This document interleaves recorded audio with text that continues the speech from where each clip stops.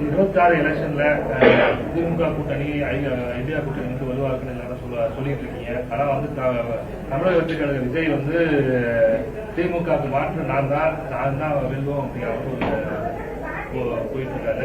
கூட்டணி அமைக்கிறதுக்கு நடவடிக்கை அதாவது திராவிட முன்னேற்ற கழக தலைமையிலான இந்தியா கூட்டணியை பொறுத்தவரை நாங்கள் பிற கூட்டணிகள் பற்றி பிற இயக்கங்களை பற்றி நாங்கள் கவலைப்படவில்லை.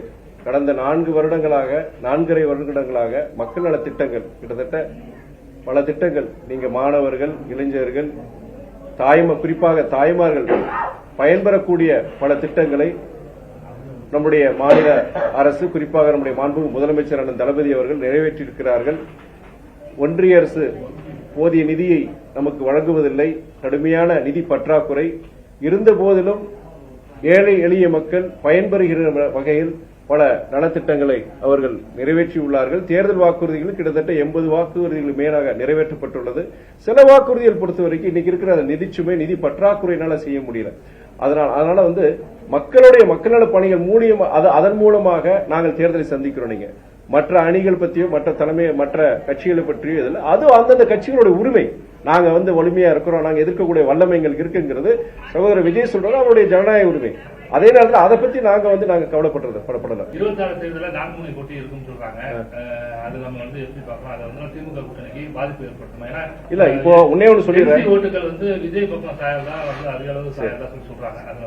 அதாவது பிராக்டிகலா ஒரு இன்ஃபர்மேஷன் சொல்றேன். அதாவது இன்னைக்கு சகோதரர் விஜய் இருக்கிறாருன்னா அவருக்கு ஒரு இளைஞர்கள் மத்தியில் ஒரு ஆதரவு இருக்கு, மறுக்கிறது கிடையாது. ஆனா அவர் ஒரு இன்னொரு அவர் வந்து அதிமுக பாஜக கூட சேர போறது கிடையாது. அவர் வந்து பாஜகவை கொள்கை எதிரின்னு சொல்லிட்டாரு. ஆரம்பத்திலும் சொல்லியிருக்க, இதுவரைக்கும் சொல்லிட்டு தான் இருக்கிறார். அப்படி இருக்கிற சகோதரர் விஜய் பொறுத்த வரைக்கும் அங்க போறது கிடையாது. நீங்க சொல்ற 3 முனை இல்ல 4 முனை போட்டி தான் வரப்போகுது.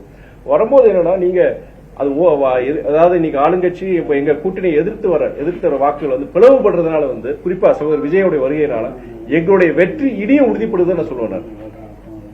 அதிமுக அமைச்சர்கள்லாம் அவர் வந்து சிடிஎம் சொல்லிட்டு இருக்காங்க. நீங்க வந்து அவரு பிஜேபி முழுமையா எதிர்க்கிறதா சொல்றீங்க. யாரு? திமுக குறிப்பா ரகுபதி சார்லாம் வந்து விஜய் வந்து பாஜகவோட சிடிஎம் சொல்லிட்டு இருக்காரு. சரி, நீங்க வந்து சொல்றீங்க அவங்க முழுமையா பாஜக எதிர்க்கிறதா சொல்றீங்க. இதை எப்படி மக்கள்? அதாவது அவர் சகோதரர் விஜய் பொறுத்தவரைக்கும் கொள்கை எதிரின்னு சொல்லியிருக்காரு. அங்க போய் கூட்டணிக்கு போறது கிடையாது. செல்வா, இந்த தேர்தலில் தமிழக வெற்றிகளுடைய வாக்கு அதிகமாக ஈர்க்கப்படுமா? தமிழக வெற்றிகள் நீங்க சகோதரர் விஜய் ஒரு மிகப்பெரிய திரை நட்சத்திரம். அவருக்கு திரை நட்சத்திரம் இருக்கும்போது இளைஞர்கள் மத்தியில் செல்வாக்கு அது மறுக்கிறதுக்கு கிடையாது. எங்க கூட்டணிக்கு பாதிப்பு இருக்காது. எங்க கூட்டணி பாதிப்பு வந்து வேற மற்றவங்களுக்கு தான் இருக்கும். எங்க கூட்டணி எல்லாமே சொல்றாங்களே, அதான் உண்மை. எங்களுக்கு பாதிப்பு கிடையாது. அவங்க பாதிக்கிறவங்களும் பாதிக்கும்.